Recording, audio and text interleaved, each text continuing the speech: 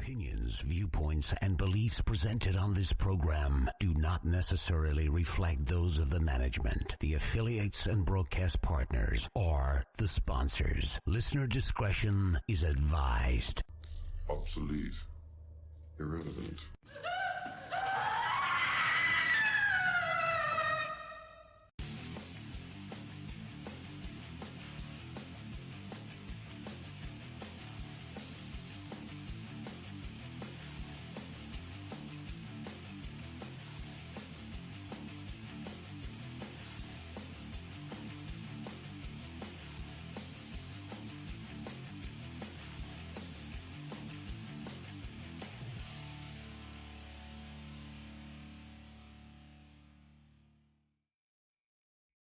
And hello and good evening, everyone, and welcome to another fun-filled episode of Scarefest Television. And of course, things have already went a little sideways because we're doing this live from an uncontrolled environment in an undisclosed location.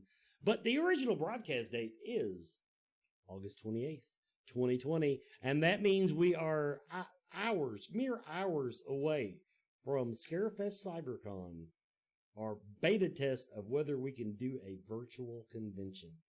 And I have high hopes.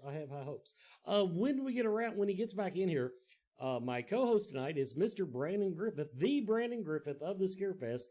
But right now, all we have is due to family things that only happen when you're live on location, he's not at the table. But my guest is my super special guest, Mr. Paul T. Taylor. Hello, Paul. Hello, Wes. How are you? I am just fine and dandy. Now, did you? I don't know if you saw the blurb for tonight's show. This is how the Scarefest works. We're doing a virtual convention, but we feel obligated to go somewhere to do it live in person. How messed up is that? Well, setting is everything. I don't know. I'm in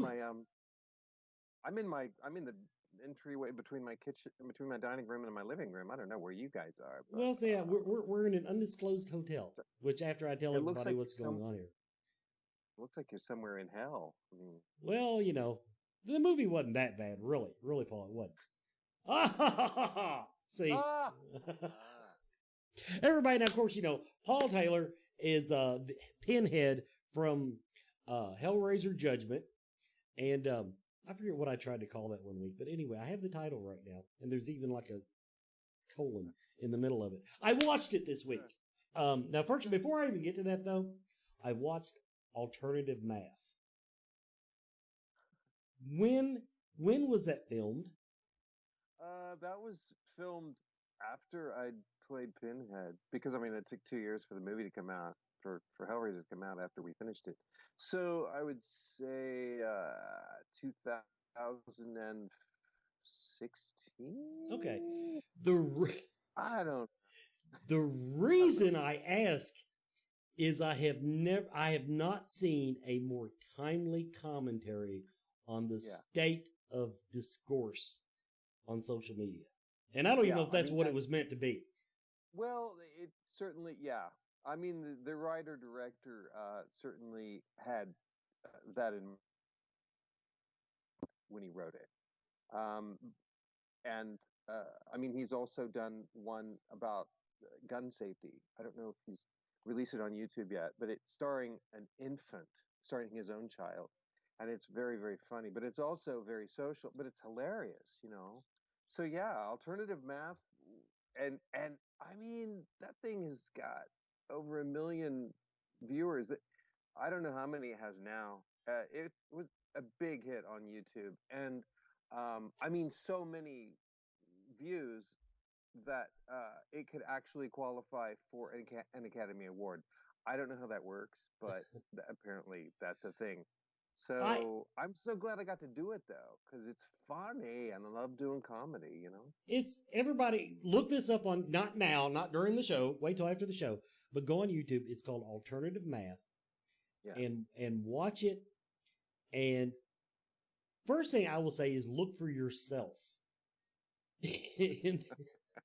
Where do you fit into this? Yeah, story? where do you fit into the story? And this is, and I don't mean this as political commentary because I'm seeing both sides doing it, and it's just a very beautiful thing to sit back and go, "Ooh, maybe I shouldn't say that when I'm on social media." But it was very well filmed. I mean, it, like I said, yeah. I could see making an entire movie out of that thing.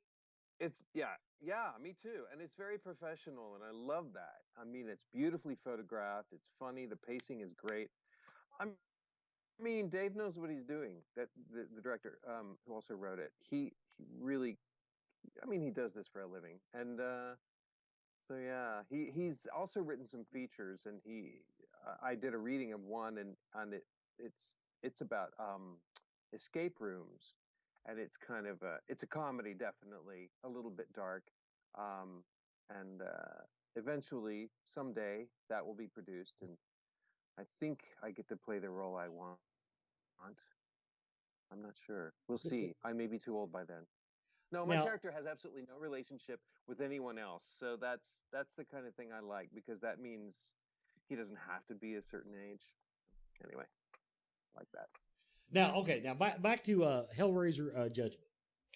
Yes. First of all, this is probably the dumbest question you've ever gotten. Was your voice augmented for that, or were you really able to pull that baritone out of your rectum? That general area. Yes. No, they, I did all of the voice acting, and I mean, that's me doing the dialect and everything, and it was very subtle acting anyway. So, and the mic, your mic is on you, plus there's the boom or whatever, and so it's very easy to just, say this stuff down here. But it was augmented in addition to that. Okay. I personally felt that it was augmented too much, that it's a little too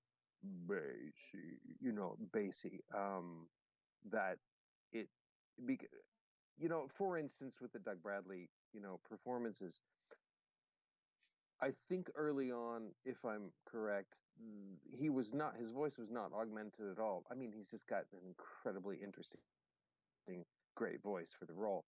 But then I think as the movies went on, they started augmenting it more. But I'm not sure what the case is. And then there's the other guy who played Pinhead, and he was completely dubbed, but we're not talking about that movie. No, we're not talking about that. So yeah, I was augmented a bit. A bit, okay. Because I really, I had started smoking to try to get my voice lower, and it helped a little bit. But I'm not a smoker, so you sort of need a lifetime. No, true. Yeah, I was going to say you that doesn't kick into your 60. Like you've been doing it 40 years and you're playing slots. Yeah, I mean that's when that kicks in. Or I could have done what Rock Hudson did when he was a star or a young star. He would well, I've heard two stories. He would first thing in the morning when he got up, he would just scream into his pillow till he was hoarse. That's one thing he did, because his voice was a little not leading man, let's say. And then the other thing was that he would go out when it was cold out, and he would let himself get sick or something like that. Now, I will say that if you go that far, in my case, if I actually do a 3-day convention and talk to people all weekend, my voice almost gets to that level. I like it. I like when my voice is doing that.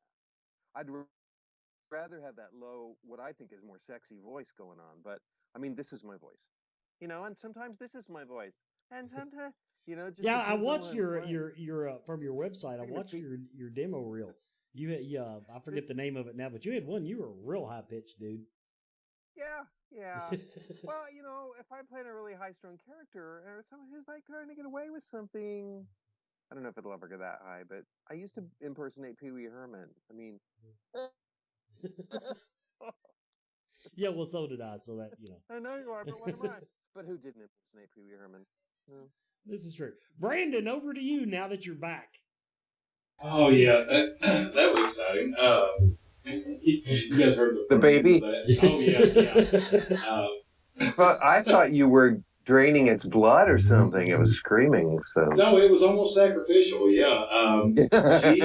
She has quite the pitch. oh, little baby's blood, And, darling. She gets her temper from her mom.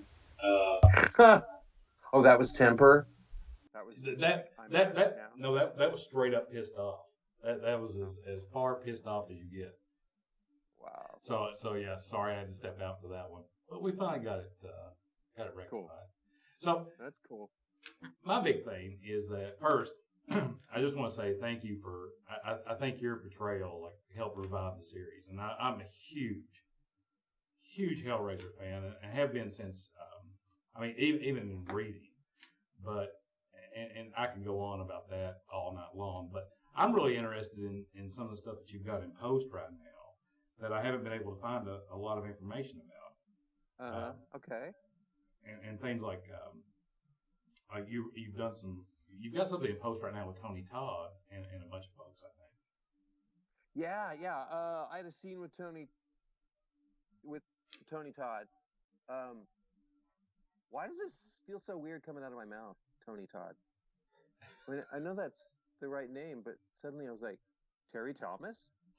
Anyway, Tony Todd. Yeah. He sounds like a Marvel character. That's why. It's such a great name. We had a scene together where he plays a lawyer, and I'm playing the judge. Kind of fitting, considering. Okay, he's Candyman. Candyman's not a lawyer exactly, but I mean, Pinhead's definitely sort of a judge. Anyway, it was very cool. It was a small film. It's called Night, and we had one day on set together, and it was just so cool to meet him. And I introduced myself, and he just goes, we have a Clive Barker connection. It is so the Barker connection. I'm like, yeah, really, really, just wild and wonderful. And I don't know. I mean, he said something else to me that it's. I don't know if it's public knowledge or not, so I can't really share it. So why did I bring it up? Just to torment. But I'm just saying. He had I think just finished the Candyman revival. That's not what we call them, is it? Reboot, the remake, whatever it is. It's not really any of those. I guess it's a real sequel. I'm not sure what it is, but and he may or may not have said that there will be more of them with him in them, but I'm not gonna, it was just so cool because anything that is Clive Barker. I don't know if Candyman was owned by Dimension Films, but Hellraiser definitely was. And so when the Weinstein legacy, when that ship sank, a lot of the franchises just kind of went, who has it now, And I don't know if that is the case with Candyman, but apparently, whoever's got it now has got plans for it, and I just think it's wonderful. I can't wait to see the. Well, can you tell us about the movie though? Because I've not been able to find a lot of information about it online. About Night. Yeah. Well, it's basically, it all centers around a drunk driving trial. A drunk driving, not just a trial. That's not even the center of it. But a drunk driving, a very messed up girl has an accident, and her life is kind of a mess anyway, and she just sort of has to get it together. I'm not that familiar with the whole script because I played the judge. I had one scene, so I read the script, but I couldn't tell you the plot. I mean, I don't remember the plot that well. I just know that there are a lot of trials and tribulations in her life, and she has more than one lawyer. But at the end, Tony Todd is her lawyer, and he's a good lawyer. And it's a Texas film, and I played a Texas judge, and it has a very strong anti-drunk driving message. Although it's not a message movie, but it's definitely got that going for it. I loved being on the set. it filmed in not in Dallas, but in Texas, and I believe also some of it filmed in L.A. But I don't know much more about it, and I apologize for that.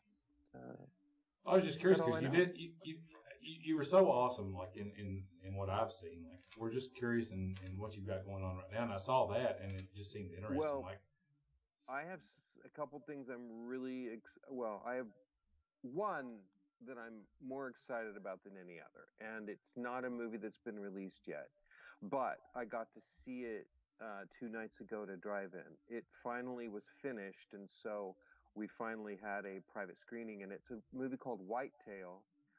It's on my IMDb page. It's the largest role I've ever played. It's again a Texas film because I live in Dallas, and so a lot of the stuff I do is shoots in Texas and Louisiana and Oklahoma, mostly Texas and Oklahoma, which is a nice place to be. I mean, Hellraiser Judgement filmed in Oklahoma City, so for example. So yeah, it's not a typical character for me. It's a Texas type. I'm not exactly a rural type. I'm much more of an urban type, and that makes me unique in the market that I'm in. But it also makes it more difficult to find roles because so many movies are about the people who live here, and I don't always fit into that. I'm not a good old boy at all, but I can play one, but I'm just not called upon it on one.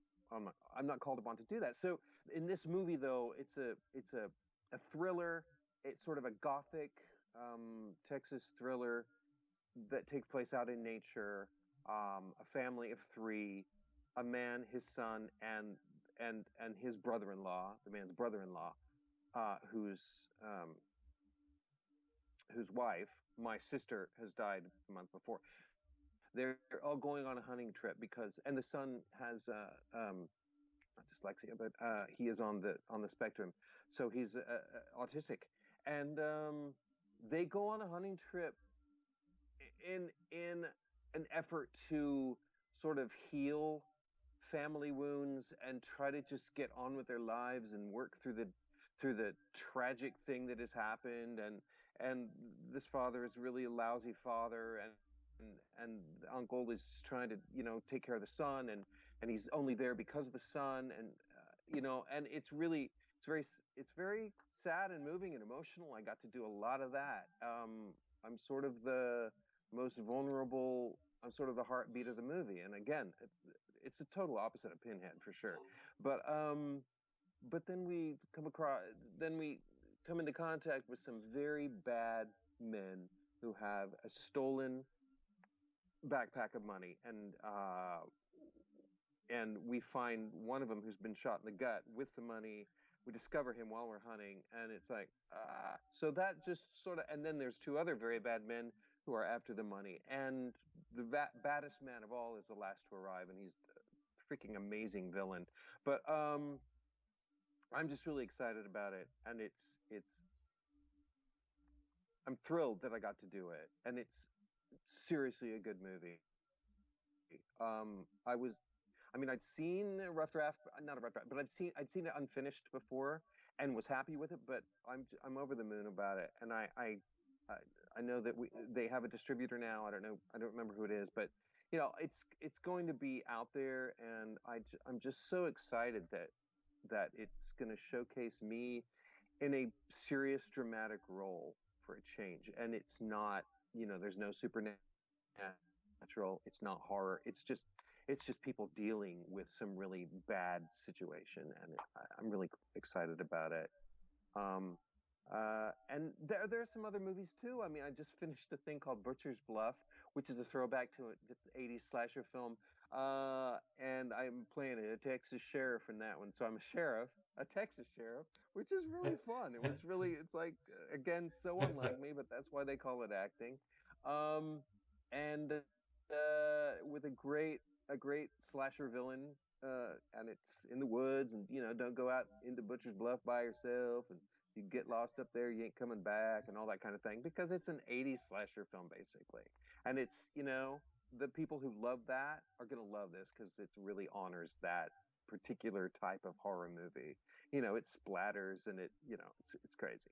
So the kills, of course, it's all about the kills. So there's a movie called that's out right now that's gotten great press, and it is called. Why can't I think of what it's called? This is stupid. I do stuff about it all the time. It's called Shifter. And it's a sci-fi time travel, a little bit of horror movie. I don't have a large role in it, but I am featured enough. I'm happy with it. But it's really good. It's pretty low budget, but when you watch it, it's like, well, it may be time travel, but it's the type of time travel movie that's character driven, and you don't need a lot of money because it's time travel, but it takes place in a barn, in this homemade machine, and the woman who plays the lead, Nicole Fancher, she's amazing in it. She really carries the movie so well. And I shot that in Oklahoma, and that's out now, and you can get it on any of the streaming systems. Not my words. You can also buy it. I don't think you can buy the DVD. I don't know my facts. I don't know anything.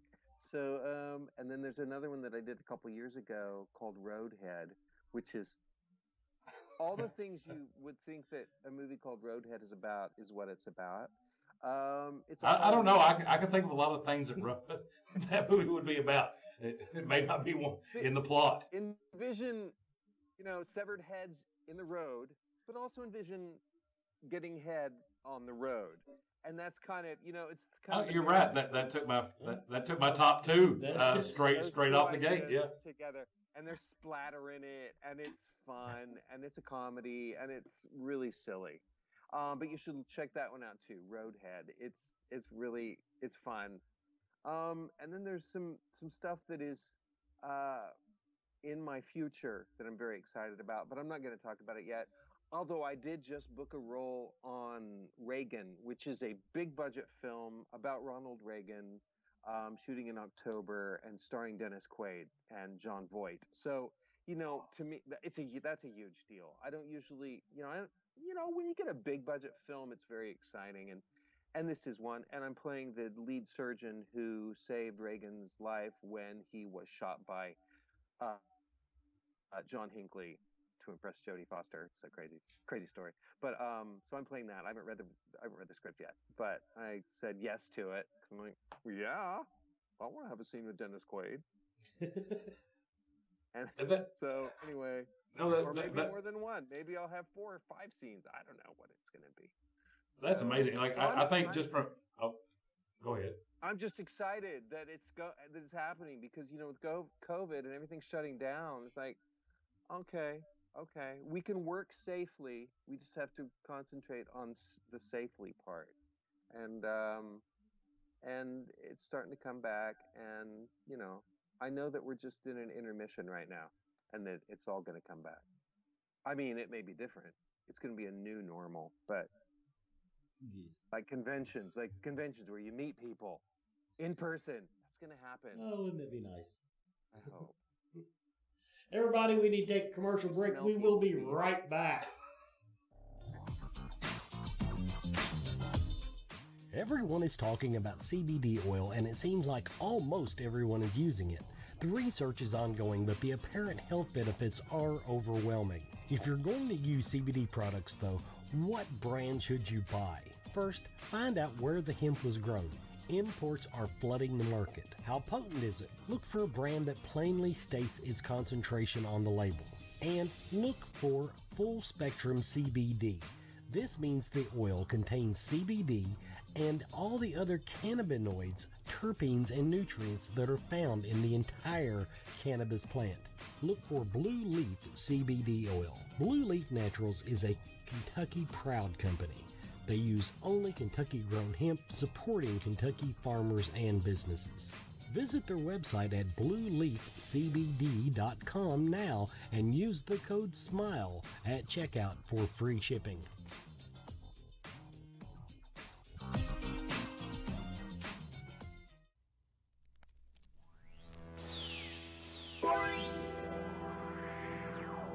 Hey, what's going on, friends and fans of Scarefest? Glenn here from fakeshemp.net, and it's always a pleasure to be with you each week on Scarefest Television, particularly this week because tomorrow is the day. It's Cybercon, and I hope that you're all geared up and primed for it because there is a lot of cool stuff in store for you. And for the price of admission, $5, you might see a little bit more of me in there, so, that's worth the price of admission alone, surely. You might have noticed over the last few weeks, the films I've been presenting have not actually been horror. They've been those movies that are sort of cultish, that sort of, exist on the fringes of horror, and that's because Cybercon is not exclusively horror either. It's a little bit different. So that's what I've got for you again today. Something that is really weird and bizarre, and it's a bit of a mind trip, and let's just jump straight in and have a look at it. All right, damn. Where do I even start with this one? Or more importantly, how do I start? The film is called Spirits of the Air, Gremlins of the Clouds, and it's a strange film, to say the least. In fact, it's a complete and utter mind trip. It was made in 1989 by an up-and-coming filmmaker by the name of Alex Proyas, who was a music video director at the time, and to be honest, he is the reason I've chosen this film this week. Now, if you're a total movie geek, you'll know exactly who he is, but if you're not, then you'll definitely know some of the movies that he's made. Alex Proyas went on to direct two of the most influential and well-respected genre films of all time, The Crow and Dark City. And he also went on to make movies like I, Robot, Knowing, and Gods of Egypt. So he's a really big deal, and Spirits of the Air is important because it's his first feature-length film, and it says a lot about the type of filmmaker he is. As you can see, the film is weird, it's colourful, and it's surreal. The imagery is bizarre, and the composition of it all is just so eerie and hypnotic. In fact, watching this film is like waking up to realise that you're still inside a dream, and we all know what that feels like. So what about the story, you might ask? Well, I was hoping you wouldn't, because it's such a damn hard movie to define. But to put it simply, it's about a brother and sister living together in the middle of a desolate wasteland during a post-apocalyptic time. Their existence is fantastical, and their contented lives are disrupted by a stranger. He's a sort of nomad, and he carries a sense of normality about him, which is in contrast to their weird lifestyle. And from there on, the film tells a twisted story about a weird triangle dynamic of three characters. But to be honest with you, the story, the plot, and the narrative, they're all secondary to the production design. This is a movie that is intended to be felt and experienced, rather than simply viewed. It's a sensory overload that will challenge one's patience as well as their stamina, because while 90 minutes isn't ordinarily a long time to sit through a movie, this one really does stretch out every damn minute. And I know that I'm not exactly selling the film by saying that, but for this recommendation, I'm speaking directly to the filmies who like to be challenged, who take pleasure from filmmakers like David Lynch or Alejandro Jodorowsky and Tarzan Singh. And here's the thing, if you know who Matthew Barney is, then Spirits in the Air is definitely the movie for you. So if you have a twisted mind with a penchant for nightmarish surrealism, then check out Alex Proyas' Spirits of the Air, Gremlins of the Clouds. It's freaky, it's kooky, batshit crazy. Weird, right? Totally weird. And I'm sure most of you know Alex Proyas from his, Hollywood films and all that kind of stuff. So look it up. It's on Amazon Prime. It's a glorious looking film, as I said, and you relish the sights as opposed to the story, if that makes sense. Anyway, that's me for another week. I hope you have fun at Cybercon tomorrow. I'll probably be in there, and whether it's something I've prepared exclusively for the show or whether I'm just wandering around those corridors, I'll catch you there, and I'll catch you next week.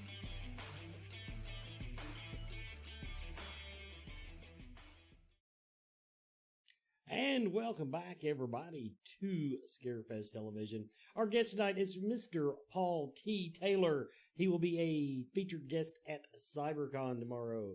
Go to thescarefest.com, click the CyberCon button, and now it forwards you right to the virtual convention that is CyberCon. Paul, now, Yes.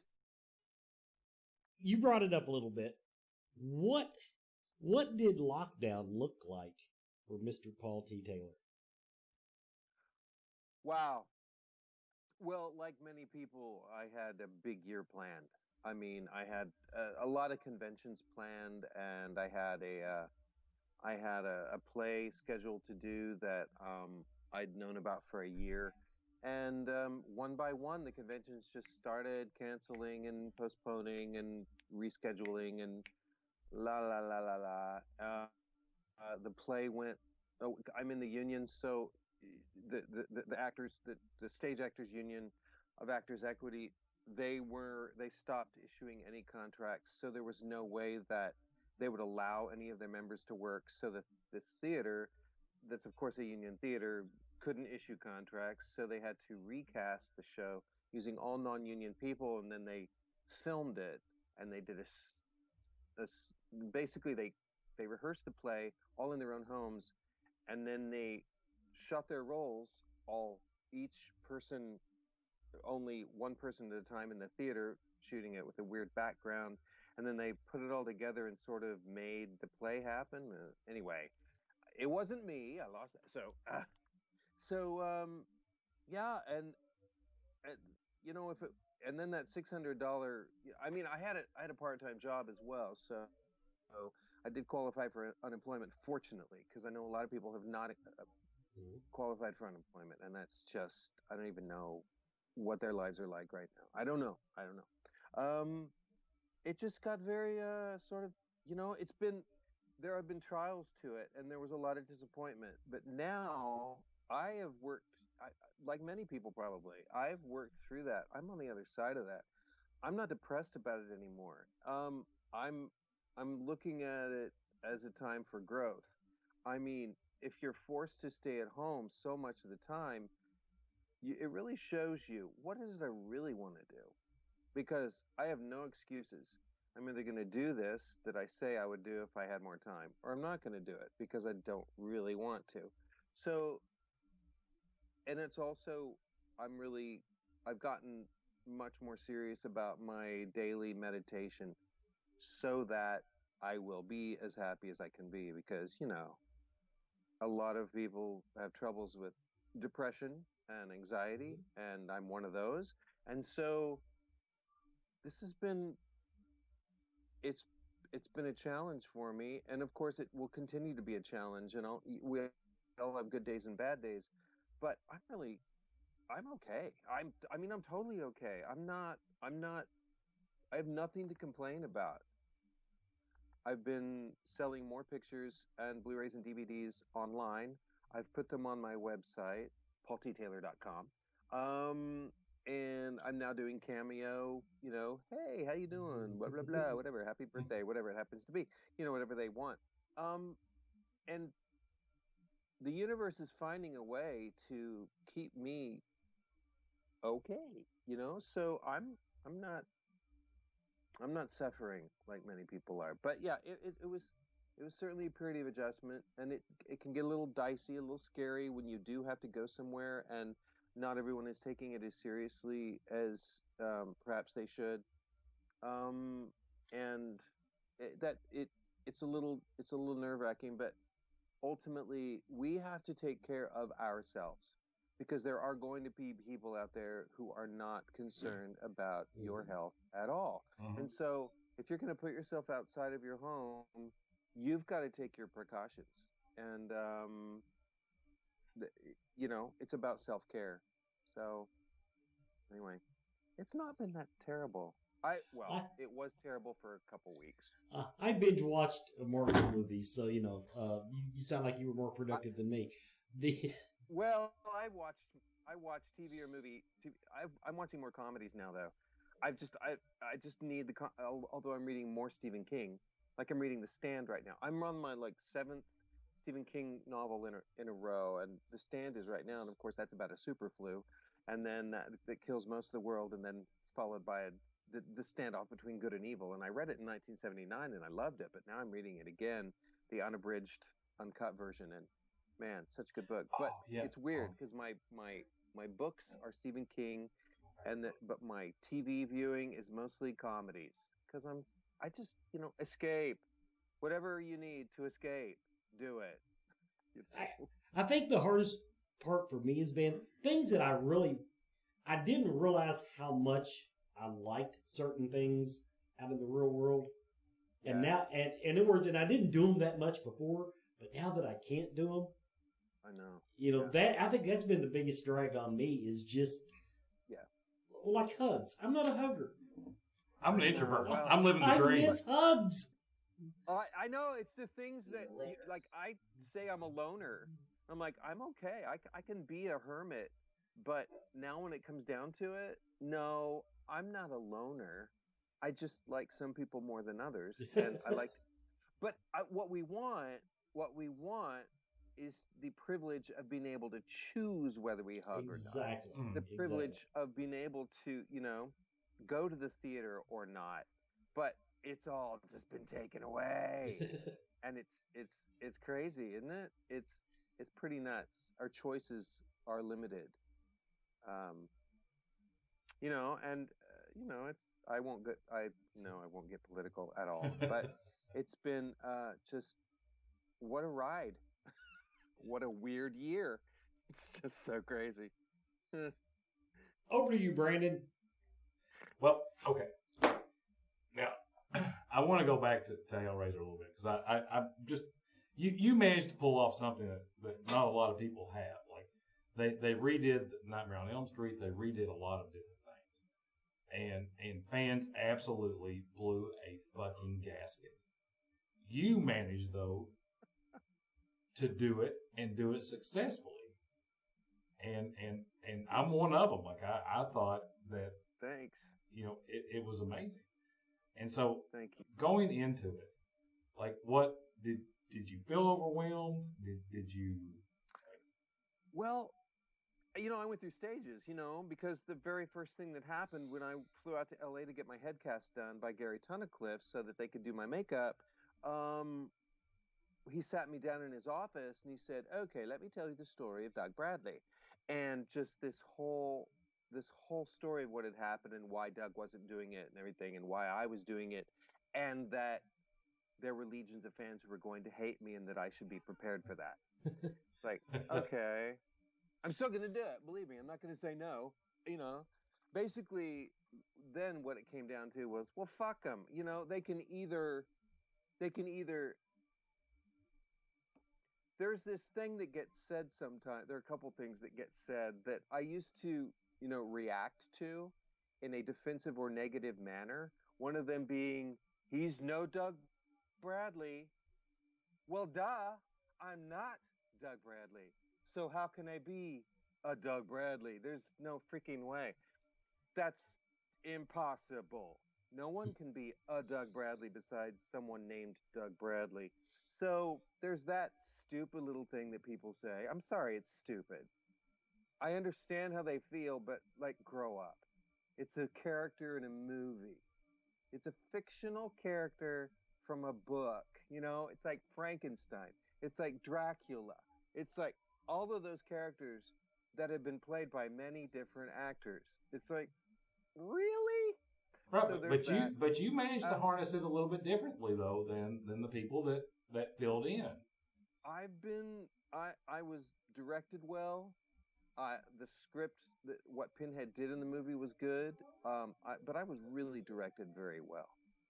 And the fact that I look a bit like Doug Bradley and I just look really good in the makeup, that sells so much of me as Pinhead. I'm so lucky that the makeup looked good on me.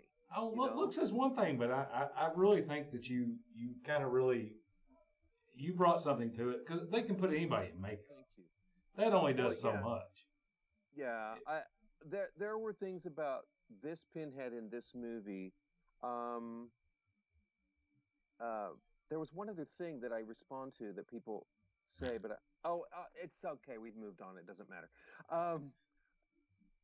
This is a different Pinhead. This is an older Pinhead. This is a more jaded Pinhead. This is a more depressed Pinhead.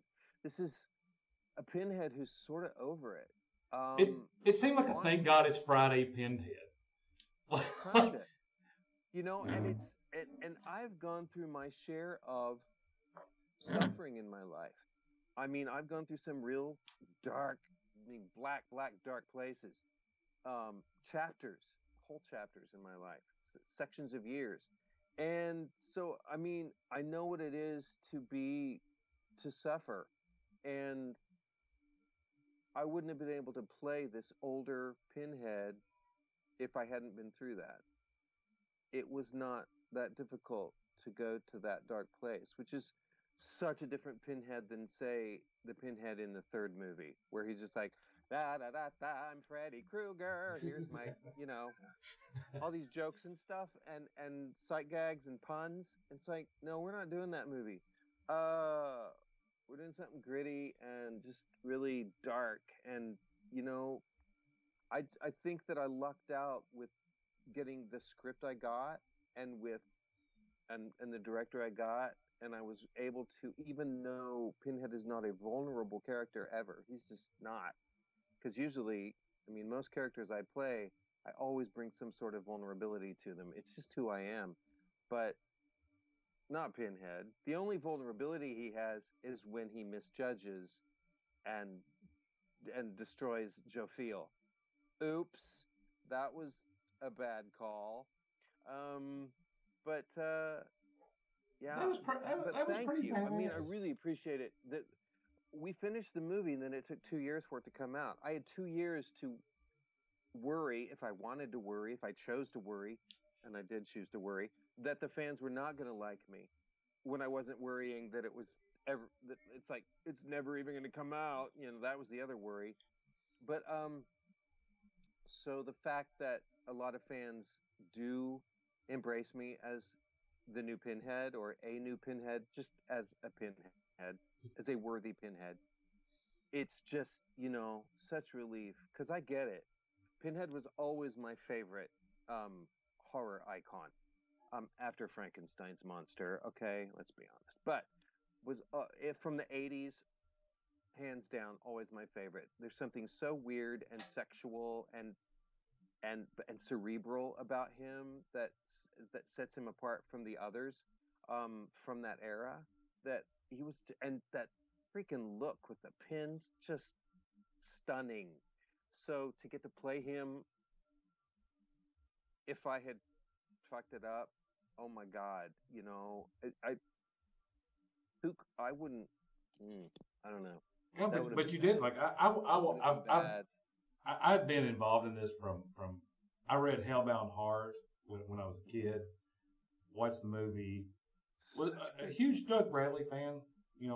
But I love Clive Barker, too. and I love his work.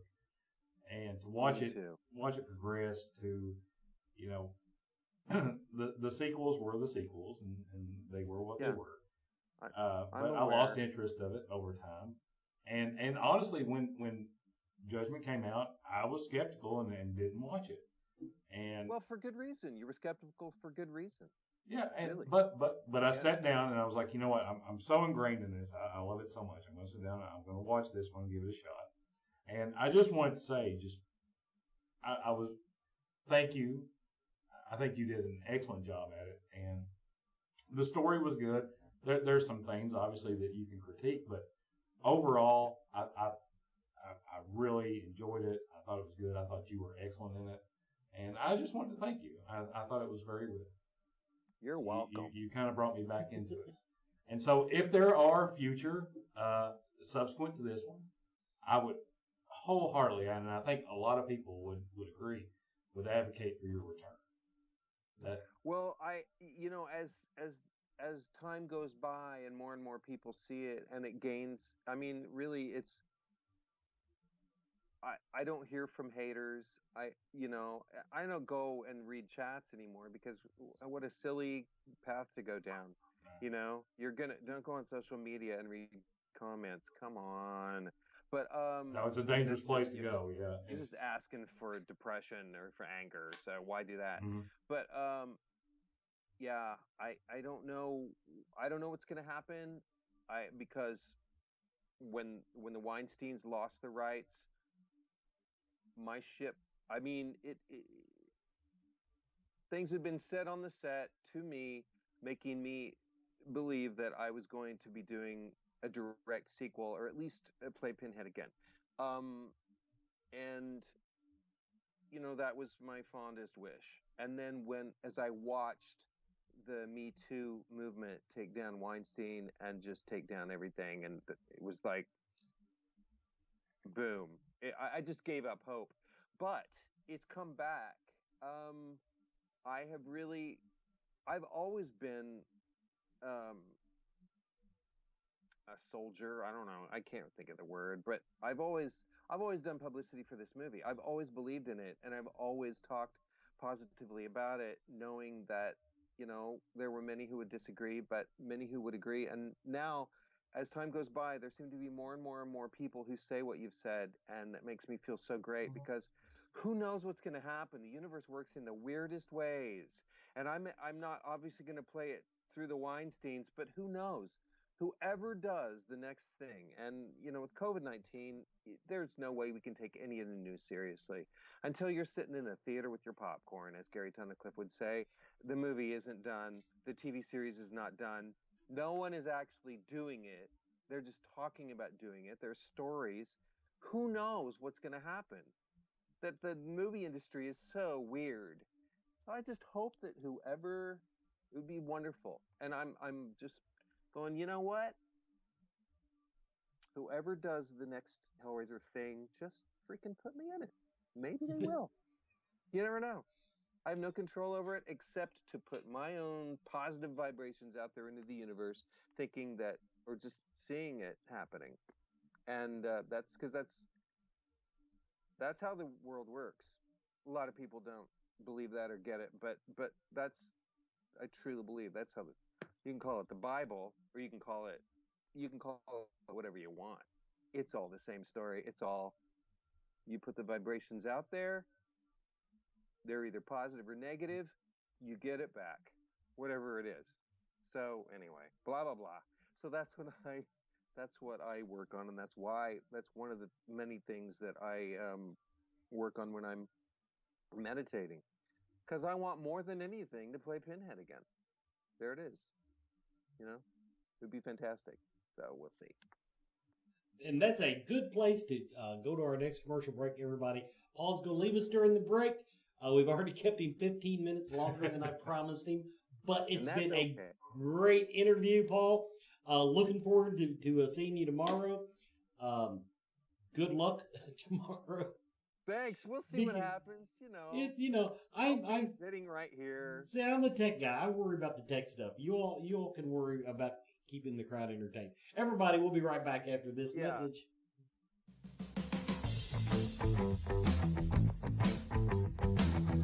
Spirit Mechanics is here to help. Their background includes many different specialties across the metaphysical spectrum, including alchemy, shamanism, Celtic witchcraft, angelic magic, astral travel, and more. With over 30 years combined experience in the group, you can be confident in their ability to help. If there is a question you have that you cannot answer, they will do their best to assist you. Metaphysics can be intimidating, confusing, and unfortunately, abused. Spirit Mechanics takes pride in being selfless in the pursuit of helping others, being humble and honest with their clients about their questions, and lastly, maintaining a professional and personable atmosphere. They want you to feel as you are coming to a close friend, and they will do everything in their power to make you comfortable and safe.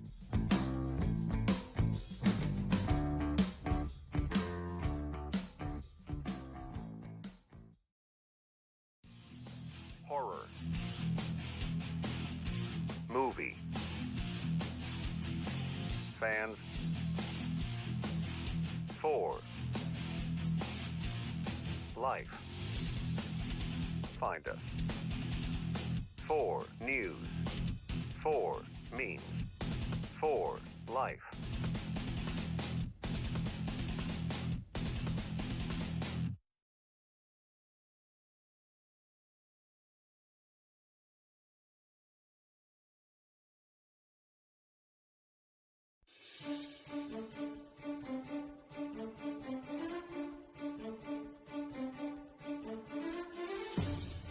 This week in horror history, horror and comic books come together with the release of Blade back in 1998. After being bitten by a vampire while pregnant, Blade's mother unknowingly passes along all vampire attributes while also keeping him human. creating a half-human, half-vampire hybrid that can walk in daylight. All grown up, he vows to hunt down and rid mankind of all vampires. Blade was a dark superhero film for its time, and audiences ate it up, making it an instant commercial success and cult classic. Blade was the first commercial success for Marvel Comics, which paved the way for the Marvel Cinematic Universe as we know it today. This week, in 1981, we saw the release of the horror classic An American Werewolf in London. 2 American college students are backpacking through Europe when they are attacked by a large wolf. One is brutally killed while the other survives, but with dire consequences as he learns that he will turn into a werewolf at the next full moon. An American Werewolf in London was a critical and commercial success and has since gone on to be considered a cult classic. Its success even led it to win the first ever Oscar for Best Makeup, as well as the 1981 Saturn Award for the Best Horror Movie.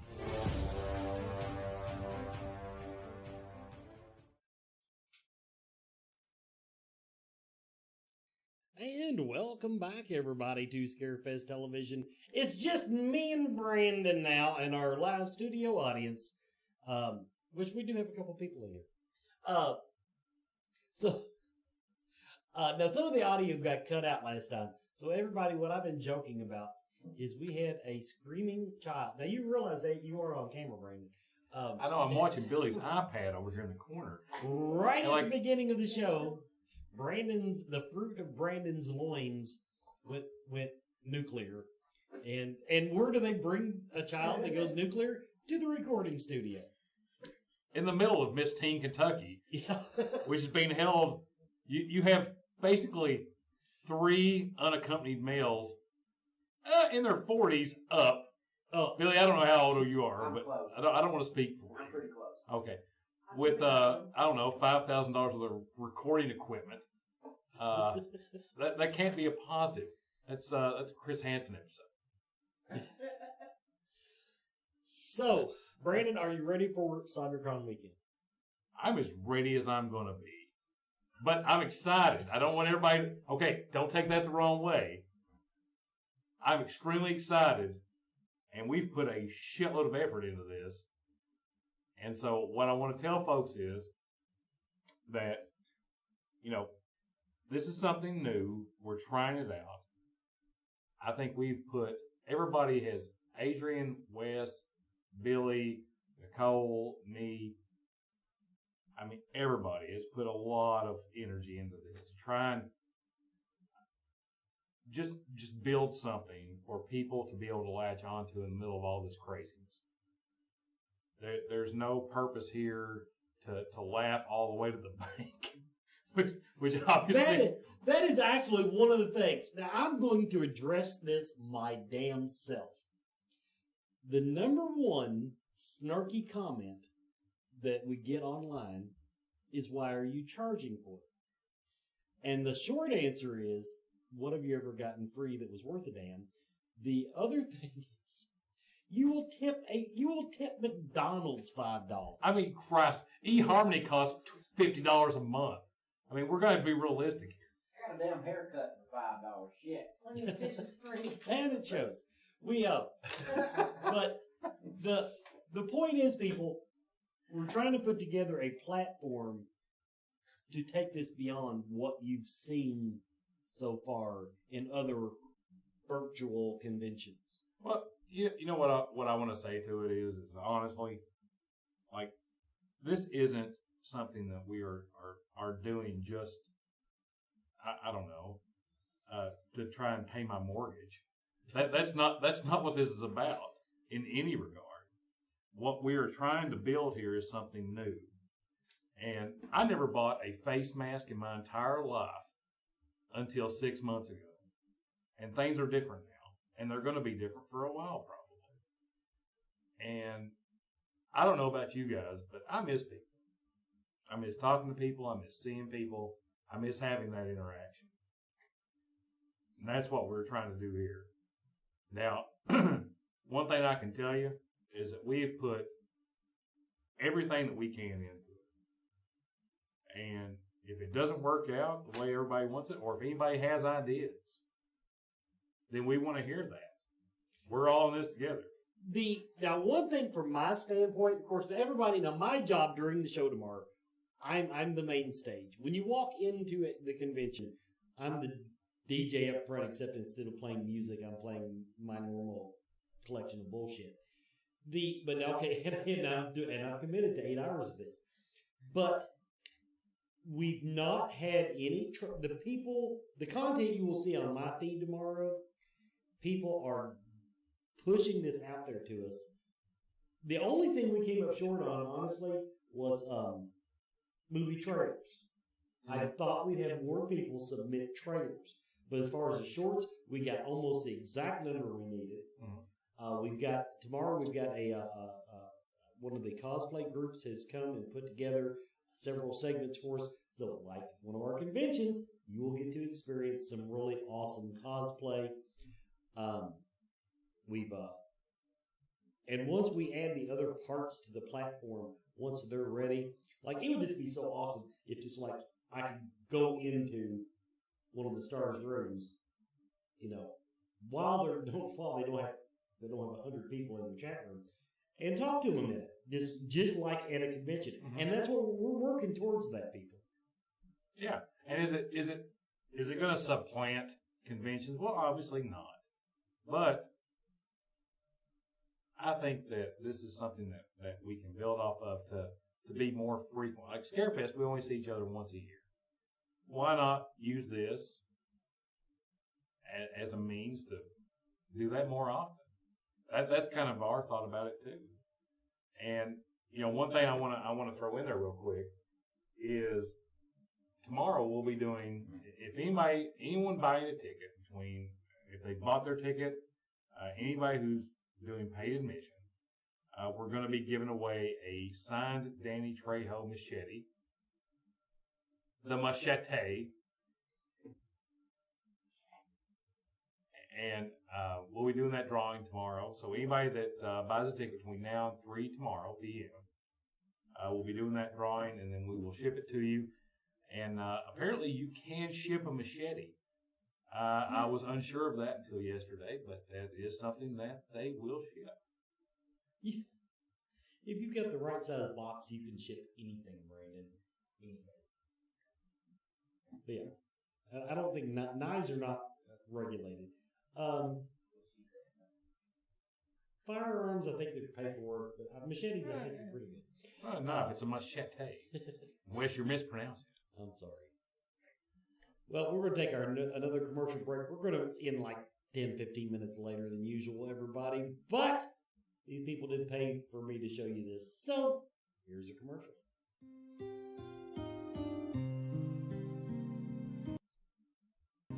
Mama Ruby offers fun vendor-based events that focus primarily on the metaphysical and spiritual aspects of our lives. Well, 2020 didn't go as planned, to say the least. Since Mama Ruby's can't bring the vendors to you in person, they still encourage you to support them online.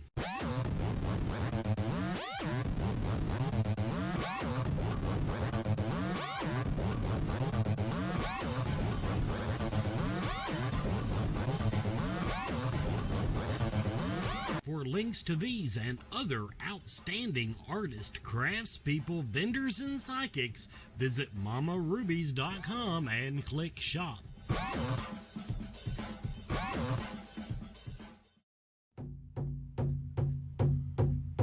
When the drum beats, we hear the call of spirit. Join Coyote Chris Sutton and Charlotte Hardin as they discuss the different spiritual paths with those who walk them.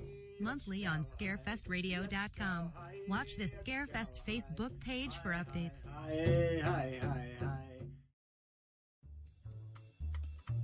Hey, Scarefest fans. So there was a good director named Toby Hooper. I've talked about him before. I defended Life Force in a whole episode, if you should see Life Force, about the space vampires based on a book. Because I was talking to someone, and he was shitting on Texas Chainsaw Massacre Part 2. which is also directed by Tobe Hooper. Tobe Hooper directed Chainsaw and Chainsaw 2. And then I started thinking, it's been, it came out in 86 from Cannon. If you ever get a chance, watch Electric Boogaloo, the story of Cannon Films, okay? Cannon only ever did 3 good movies, and Texas Chainsaw is one of them. And I was trying to take part 2. How many of you still don't get Chainsaw 2? Tobe Hooper made what some people call, my friend Glenn, Good Movie Monday, would say it's the best horror film of all time. I say it's The Exorcist. Texas Chainsaw is pretty damn good. Ridley Scott says it's the most formidable horror film ever made. People still don't get the comedy of Chainsaw 2. Love it, like I do. First time I saw it, I loved it. And maybe it was because I was younger. It had been a few years. Maybe I didn't have the whole, we waited 15, 14 years to get Chainsaw 2, and then he made this, something totally different. We got Bill Moseley in the character of Chop Top. We got a new heroine, Stretch. We had Dennis Hopper, who was just off of cocaine, doing a crazy performance. I've seen where he's defended, and I've seen where he shit on the movie. It's shot flat. It's weird. The movie, I want you to go back and relook at Chainsaw 2. It is the flattest shot film I've ever seen up until where Stretch goes down inside. So if you don't know the plot's real simple. What it is that the Sawyers have went into business for themselves making chili out of people. And they're winning chili contests and being fairly successful. It's very much an 80s Reagan film. I want you to go back and rewatch it. They've gotten successful. They kill some people, and it's recorded on a radio station by this lady named Stretch and her engineer one night. And they eventually play it. And the reason that they play it over and over one night is Dennis Hopper plays a cop, and he's out to get revenge. He knows these people exist. Other people don't. He's a Texas Ranger. Other people don't believe him. And he's basically setting a trap to catch the Sawyer family, or at least follow them with this Stretch lady. They attack her. They kidnap her. He follows them. They go after him. That's the first 2/3 of the movie. It's a comedy, folks. And then they go underground to where the Sawyers live, under this old amusement park. And then it just is sprawling. It's not as flat. There's lights. There is references to the original dinner table scene, only it's bigger, and the camera pulls all the way back. And he was trying to do something different. Toby was trying to do something different. If you do any research on this, they got done they were finished shooting sometime in like July, and the movie was out in August. And Cannon saw it and got pissed. It was the 3rd picture of his 3-picture deal. One had been Life Force, huge bomb, which we talked about on here before. The other one was Invaders from Mars, which is a remake. And this was Texas Chainsaw Massacre 2, which was his 3rd film of his 3rd-picture deal, like I said. And he made a comedy, a black, dark comedy. If you've seen the original poster, that poster with the chainsaw, with the Sawyers all sitting there, that's the Breakfast Club poster, only with the characters from Chainsaw. And he did something 180 degrees different than what he originally did, and it pissed people off. And I'm wondering how many of you think it's shit. If you do, I'm curious. Just reach out to me at Evil Joe on Twitter or Joe Lewis on Facebook, either one of those, and message me. And we can argue, well, not argue, but I can explain to you how he was trying to do something completely different, and I think it's genius. But I do understand how it pissed people off in 86 who were waiting for that great sequel to one of the most amazing horror films of all time. Well, he was never going to top that. So how do you do something different? Know that you can't top this. Even you can't top the legend. Even if you think you can make it better, the legend will never let you do that. Well, you make something completely different, and if it's Chainsaw 2, a black comedy, a dark, dark comedy. I love it. It's the only one of the sequels that I can recommend.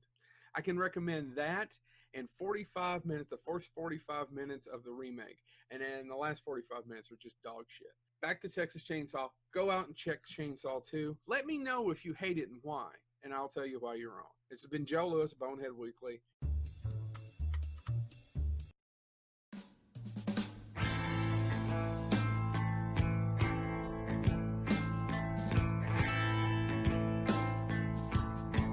This week, back in 1992, in Gloucester, England, police arrived at the home of Fred and Rosemary West and arrested the pair on allegations of child abuse and sexual misconduct.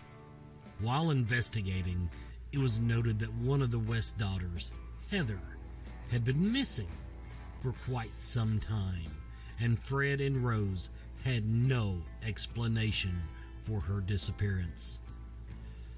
This led police to investigate her disappearance further, and eventually that led them to dig up portions of the garden at the West home at 25 Cromwell Street. Heather's mutilated remains were quickly found along with at least 10 others. This led to the discovery of one of the UK's most horrific serial killers of all time, and earned the home on Cromwell Street the nickname the House of Horrors. Fred later confessed to at least 13 assaults and murders of young women, including that of his own daughter. But before he could be convicted, he hung himself in prison. Rose was found guilty of 10 murders and was given 10 life sentences before being sent to Her Majesty's Prison Newhall, where she remains to this day.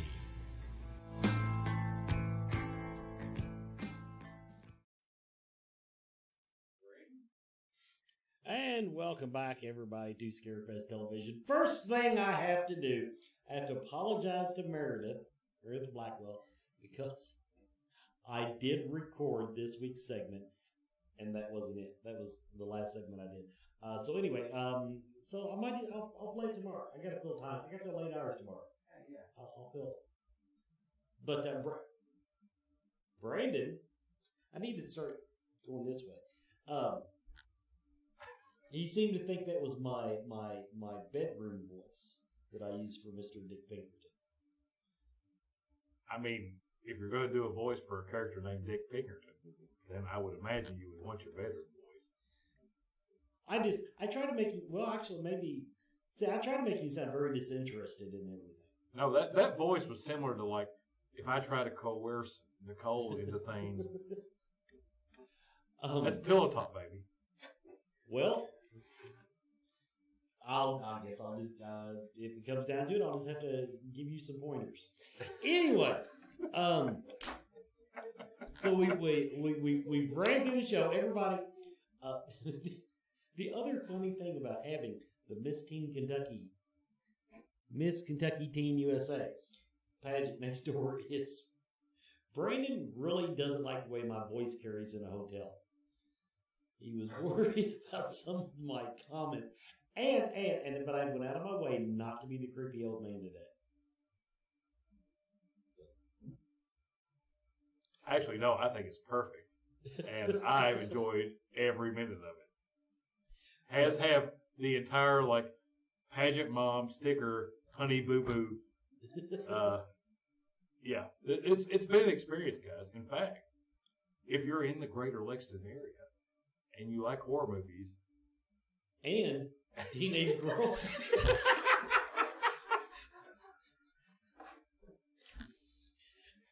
okay, then head on down to the Clarion. Now, interesting side note, Billy, you never do remember that girl's name, did you?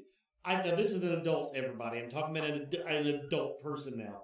Oh no, I didn't. Out of these, we were outside smoking. By the way, has anybody noticed I went an entire show without a cigarette? You have never seen it before. That is true. And Billy is baking cookies. Yeah. What? Anyway, there was a commercial on Lexington TV. I have no idea what they're talking about. There's a commercial, and it's. Are you all still watching the chat rooms? Yeah. Somebody in there might know the answer to this. Lexington TV.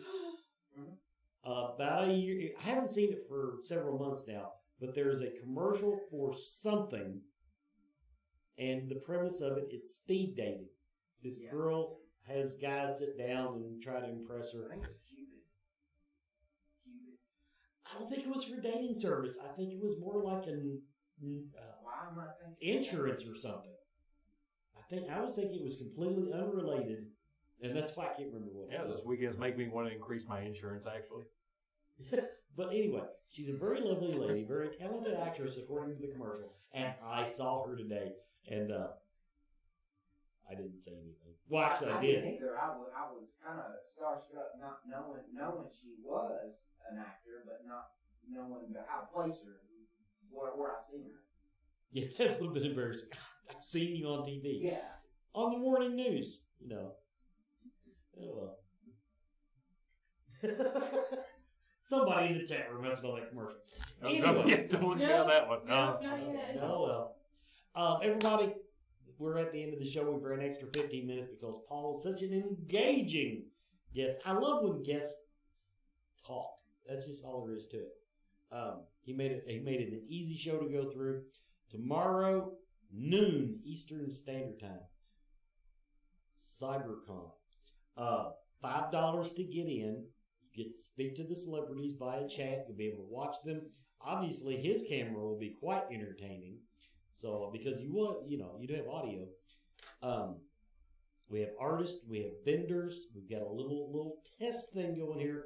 And if we can make sure. I don't think we're going to be working out bugs. It's just deciding now what we can improve. And we'll be ready for the next time. So, everybody, see you tomorrow. Be prepared because I've got a few characters that I'm planning on springing on you, which you've already seen Dick Pinkerton live, but you've never seen the tomb attendant live.